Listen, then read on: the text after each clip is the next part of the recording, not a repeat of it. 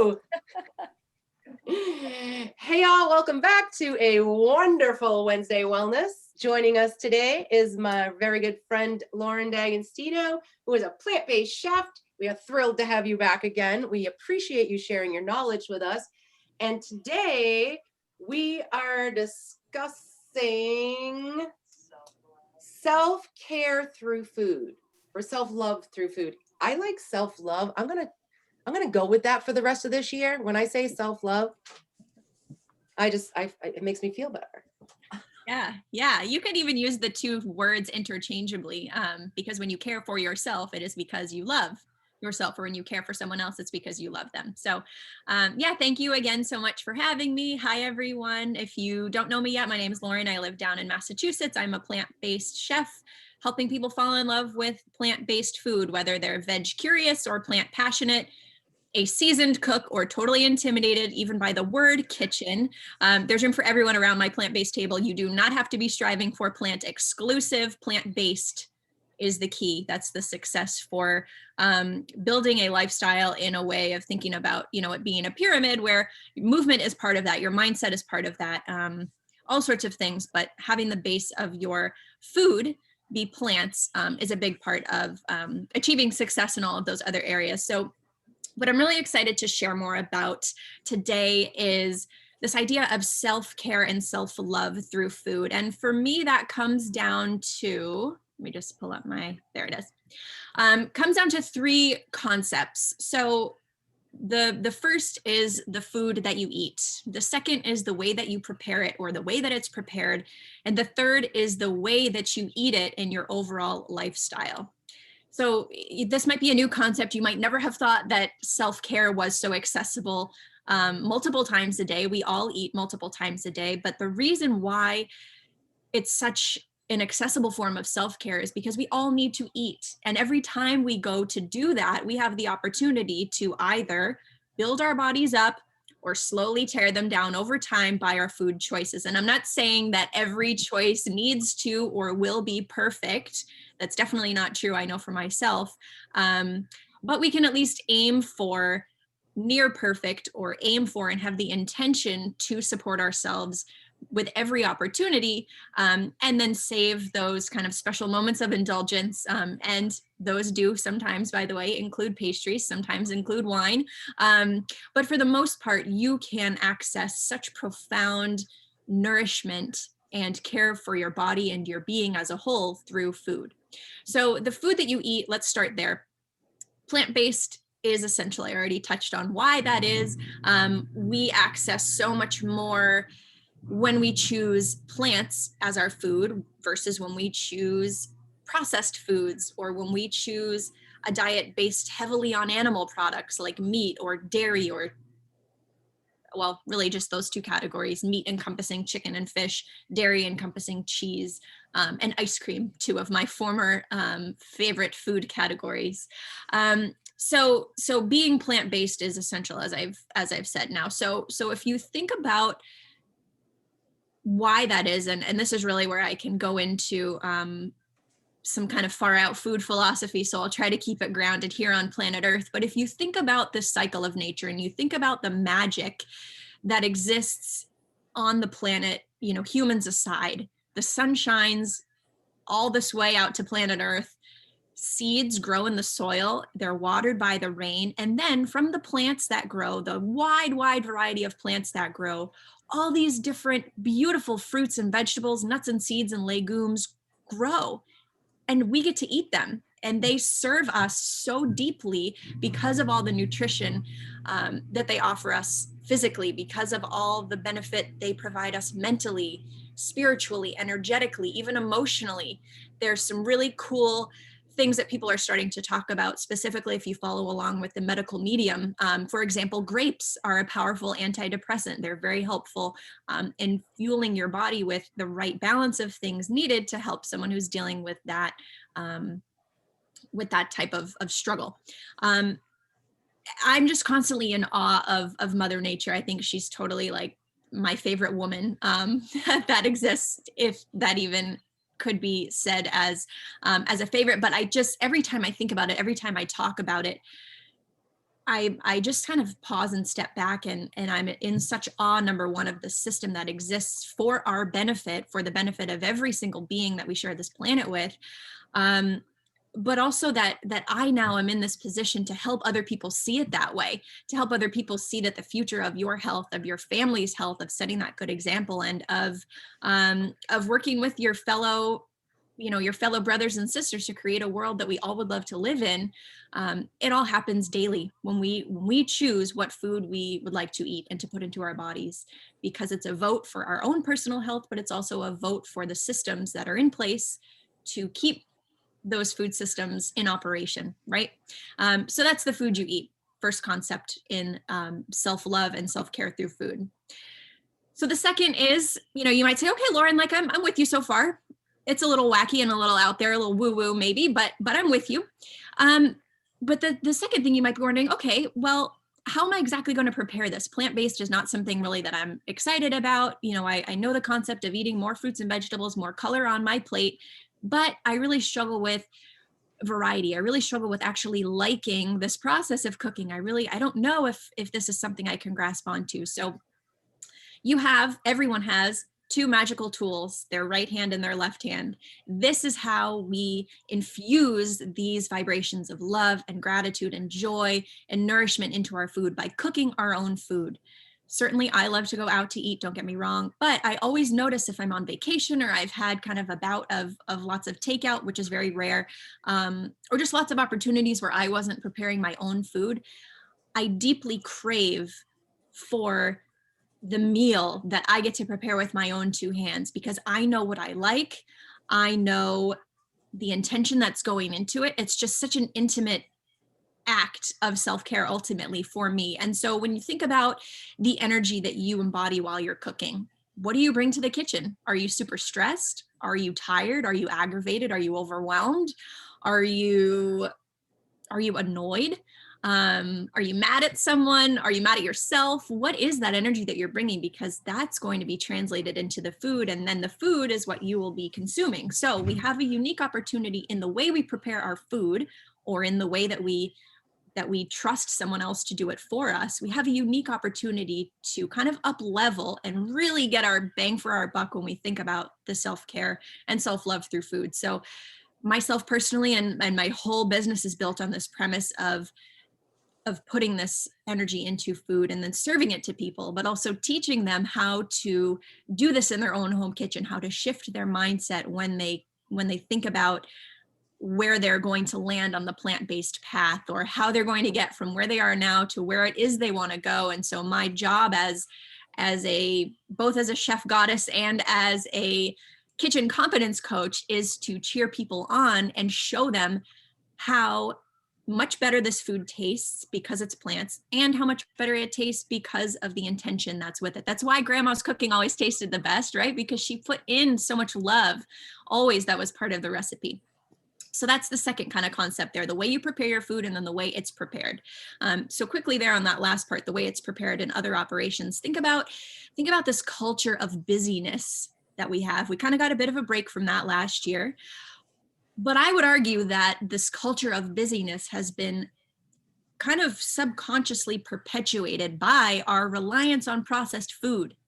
Think about how quickly, if you've ever seen those shows that show, behind the scenes at the food factory, or how it's made, when they make the Choco Taco or they make goldfish or whatever they're making, you're like, wow, they produce how many things per minute?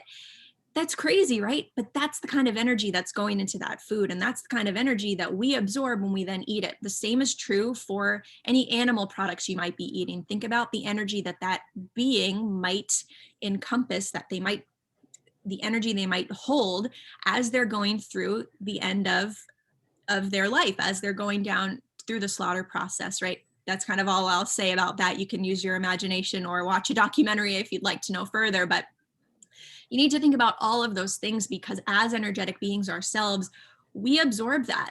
And it's all very subtle and it all kind of starts to add up. But like any snowball, it will get bigger over time. The more of those pieces, especially those undesired pieces, the more that you kind of tack in. So really important to consider the way that you prepare your food and the way that it's prepared.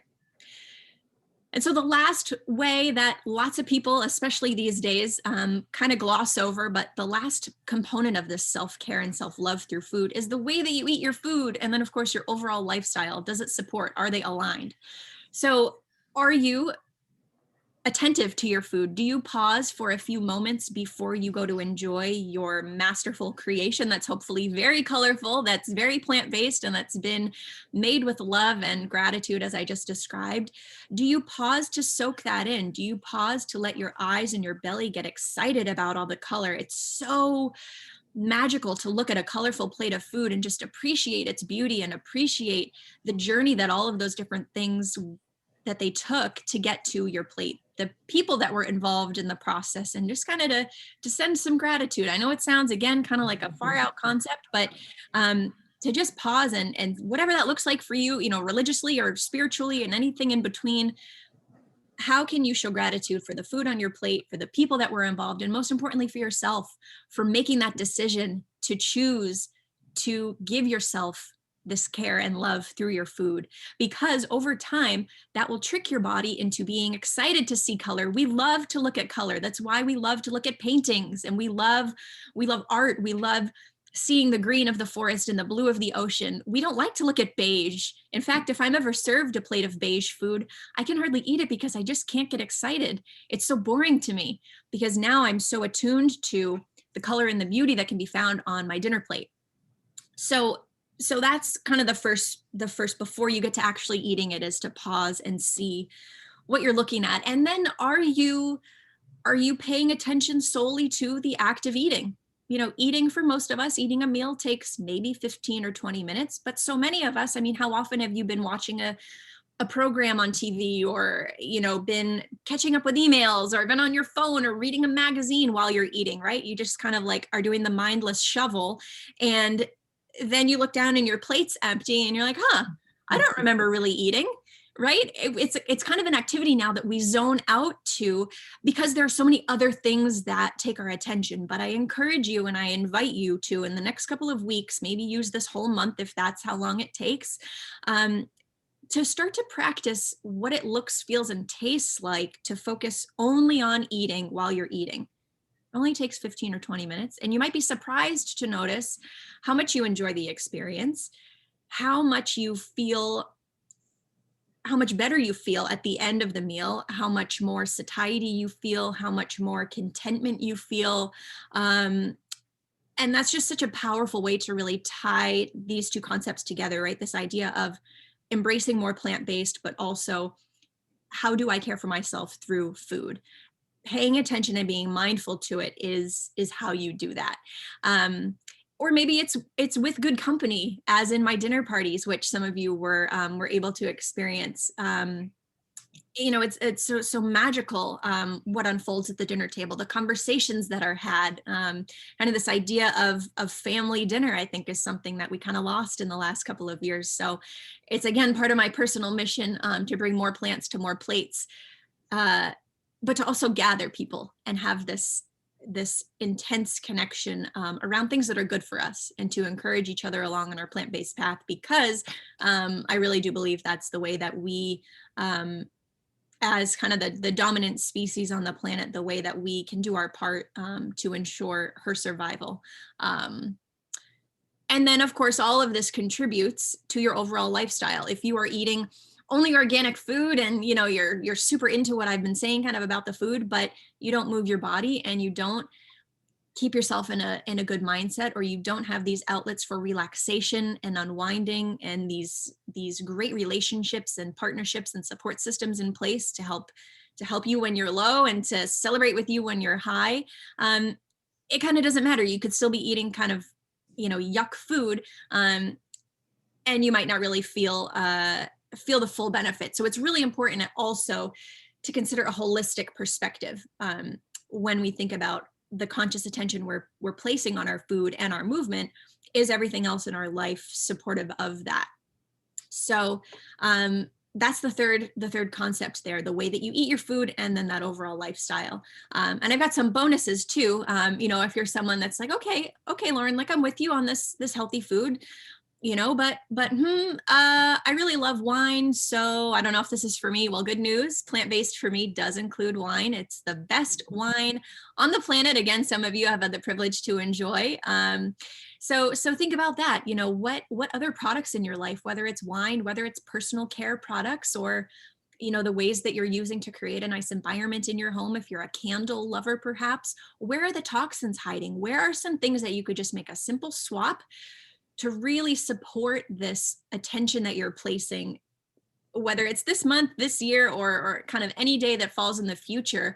How can you look at everything, again, that holistic approach? How can you really create your most vibrant, most passion-filled, most delicious life? I believe it's accessible to every single person. It's a birthright, damn it. And I am here to share that with people. There's no such thing as too expensive, too complicated, too time consuming. Those words don't exist in my kitchen, and I'm on a mission to spread that into as many kitchens as possible. So that's the idea of self-care and love through food. I would love to open it up to you guys for questions. I know we started a bit late, but I think I wrapped up all my points in a pretty efficient way. So I'll take some questions if we've got them.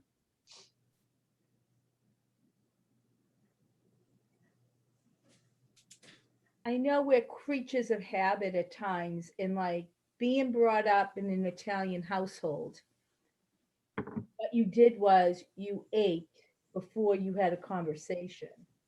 And it's been one of the hardest things for me because it's longer to prepare the food than it is to eat it. Yeah. And that's something I've been working on, slowing down. There's always a joke when my husband, oh, you're already done. My husband will go to me because I'll just sit there and I'll eat it all. I don't stop and smell the roses or smell the broccoli or whatever it is that I prepared. I put all this love into this meal and I just woof it down, So I have been working on that, trying to slow down my eating so I feel fuller, because I'll go and I'll be hungry and I'll eat it and I still feel like I still have to eat more. But if I turn that around and I slow it down, I'm not as hungry later. That I don't trigger that, starving mode or still hungry mode. And I try to drink a glass of water before I eat, or some type of fluid before I eat, and that helps me a little bit too. Yeah. It takes 20 minutes for your belly to tell your head that you're full. Right. So just, on Thanksgiving, I always use that example of, everybody, it's Thanksgiving, and like, oh, just a little bit more of this and a little bit more of that. And the next thing you know, you're either sleeping in the chair or being like, oh, I'm so full. Yeah. Right. Or maybe you should have waited 20 minutes. But it would take us 6 hours to eat Thanksgiving dinner the day. You'd have one course and then you'd be so full, but anyways, Right. But that's something that I've